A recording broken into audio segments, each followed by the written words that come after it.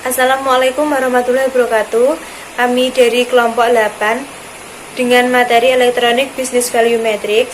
Sebelumnya perkenalkan anggota kelompok saya. Yang pertama saya sendiri, Farida, NIM 585 selaku moderator.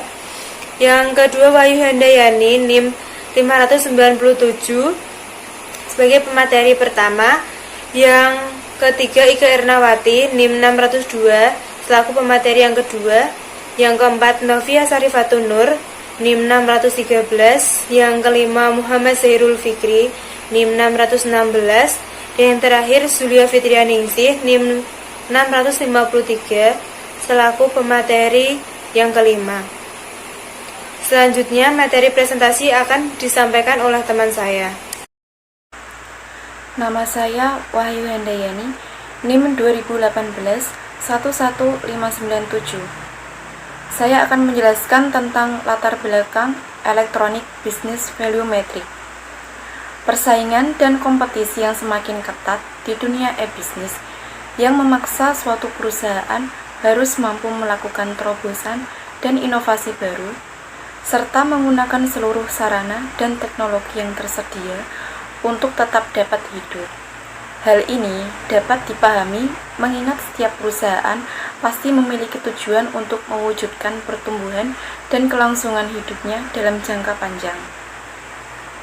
Salah satu hal terpenting yang harus dipahami oleh pemilik dan pengelola perusahaan yang berbasis e-bisnis adalah mengetahui posisi atau keberadaan e-bisnis dalam kerangka strategis perusahaan. Bahkan e-bisnis merupakan suatu seni tersendiri bagi sebuah perusahaan. Tidak hanya sifatnya yang unik, setiap perusahaan harus memiliki strategi yang berbeda dengan perusahaan lainnya.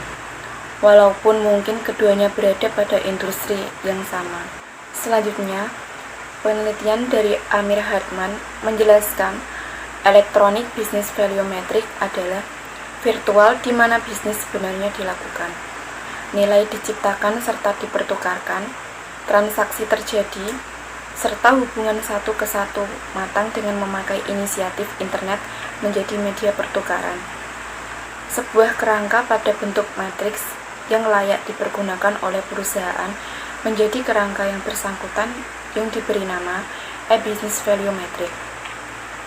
E-business value matrix pula didefinisikan untuk menyampaikan ilustrasi posisi pemilik perusahaan pada bagian yang berada pada kerangka strategis perusahaan. Selanjutnya, penjelasan mengenai kerangka e-business value matrix. Kuadran 1 ada new fundamental, yaitu tujuan utama menghemat pengeluaran, penggunaannya bersifat tambahan, jenis aplikasinya umum, company profile. Kuadran 2 rational experimentation, yaitu mencari penghasilan tambahan baru atau extra revenue, mencari segmen baru. Kuadran 3 operational experience, memiliki aplikasi e-business tertentu, ketergantungan terhadap aplikasi tinggi, efisiensi lebih murah dan lebih cepat. Kuadran 4 breakthrough strategis, ketergantungan tinggi terhadap aplikasi, memiliki sistem yang bedakan dengan e-business lainnya, pendapatan secara total diperoleh dari e-business. Saya Novia Syarifatun Nur dengan NIM 2018-11613 akan menjelaskan mengenai tahapan Electronic Business Value Matrix. Pada tahapan Electronic Business Value Matrix dibagi menjadi 4 tahapan, atau bisa disebut juga dengan 4 kuadran. Di antaranya yaitu ada kuadran 1 atau New Fundamentals, kemudian ada kuadran 2 yaitu Rational Experimentation, kemudian ada kuadran 3 yaitu Operational Experience, dan kuadran 4 yaitu Breakthrough Strategies. Pada kuadran 1 atau disebut juga dengan New Fundamentals merupakan tahap di mana perusahaan mengimplementasikan aplikasi e-bisnis dengan tujuan untuk menghemat biaya pengeluaran atau cost saving. Jika diperhatikan dari sisi kebutuhannya, tahap ini merupakan strategi tambahan yang digunakan oleh perusahaan. Jenis aplikasi yang digunakan juga umum, baik bagi perusahaan itu sendiri maupun bagi perusahaan pesaing. Contohnya seperti pembuatan website atau homepage untuk menekan biaya pembuatan brosur dan company profile. Seperti pada perusahaan Gramedia yang merupakan perusahaan penyedia berbagai macam literatur atau buku terbesar di Indonesia. Mereka membuat website dengan alamat www.gramedia.com untuk mempermudah perusahaan dalam menyebarluaskan informasi umum perusahaan dan produk yang dijual. Dalam website tersebut tersedia berbagai pilihan informasi yang dapat diperoleh pengunjung website atau konsumen dengan mudah, seperti informasi profil perusahaan, informasi peta lokasi toko di seluruh Indonesia, sebaran cabang Gramedia, dan bahkan pengunjung dapat berbelanja buku, baik buku yang tercetak, buku dalam bentuk fisik, maupun e-book atau electronic book melalui website tersebut. Layout website juga diorganisir secara rapi dengan pemilihan warna yang cerah, seperti warna kombinasi antara warna putih dan biru tua, dan mudah untuk digunakan. Selain pembuatan website, pada tahapan ini pemanfaatan email juga digunakan oleh perusahaan untuk mengurangi telepon interlokal atau internasional. Seperti jika kita ingin memperoleh informasi terbaru pada penawaran terbaru dari Gramedia secara personal, kita dapat memasukkan alamat email kita pada kolom di website mereka, kolom kejutan spesial dari kami hanya untuk kamu di bagian bawah pada halaman utama website. Setelah dimasukkan alamat email kita, kemudian klik daftar, maka email kita akan otomatis terdaftar pada sistem website tersebut, dan informasi seperti produk baru atau promo dari Gramedia akan disampaikan kepada kita secara personal melalui email. Kemudian ada tahap kedua, yaitu kuadran 2 atau rational experimentation.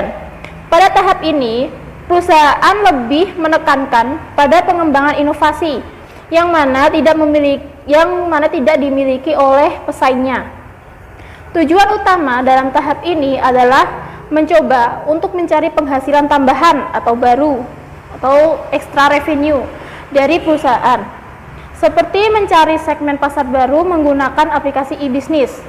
Seperti contoh, pada perusahaan Gramedia lagi, biasanya perusahaan Gramedia hanya menjual buku dalam bentuk fisik atau cetak melalui toko-toko yang tersebar di seluruh Indonesia. Namun, minat konsumen yang semakin turun untuk datang mengunjungi toko, dan lebih parahnya lagi, seperti wabah COVID yang masuk ke Indonesia akhir-akhir ini, memberatkan bagi Gramedia jika hanya mengandalkan penjualan melalui toko saja. Oleh karena itu, Gramedia berinovasi mencari pemasukan tambahan dengan menjual buku mereka dalam bentuk elektronik, atau bisa disebut juga dengan e-book. Yaitu e-book adalah isi buku yang dimuat dalam format PDF yang lebih mudah untuk di-download, diakses, dan dibawa kemana saja. Tidak hanya itu, harga yang ditawarkan juga lebih murah karena tidak ada biaya distribusi dan produksi. Pengaplikasian inovasi ini juga memiliki tingkat resiko yang cukup kecil dan menengah atau low to moderate. Kemudian ada kuadran 3 atau operational experience. Pada kuadran 3, peranan elektronik bisnis dianggap penting bagi perusahaan, dan perusahaan bergantung pada operasi dari elektronik bisnis tersebut. Contohnya adalah penerapan aplikasi e-bisnis B2B atau business to business, di mana perusahaan membangun jaringan komputer yang menghubungkan sistem internalnya dengan sistem komputer rekan bisnisnya atau supplier melalui internet. Dalam teori supply management, tujuan utama dari penerapan teknologi informasi ini adalah selain untuk meningkatkan efisiensi kinerja perusahaan secara signifikan juga untuk mempertinggi tingkat utilisasi sumber daya internal dan eksternal. Kuadran 4 breakthrough strategis. Kuadran terakhir ini merupakan suatu keadaan di mana perusahaan benar-benar menggantungkan dirinya pada kehandalan sistem e-bisnis yang dikembangkan. Alasan pertama adalah tingginya ketergantungan perusahaan terhadap aplikasi terkait. Sementara alasan kedua adalah karena perusahaan berusaha untuk membangun suatu sistem yang membedakannya dengan perusahaan-perusahaan lain dalam industri sejenis. Contohnya adalah virtual bank yang memungkinkan nasabahnya untuk melakukan transaksi perbankan dari berbagai kanal distribusi seperti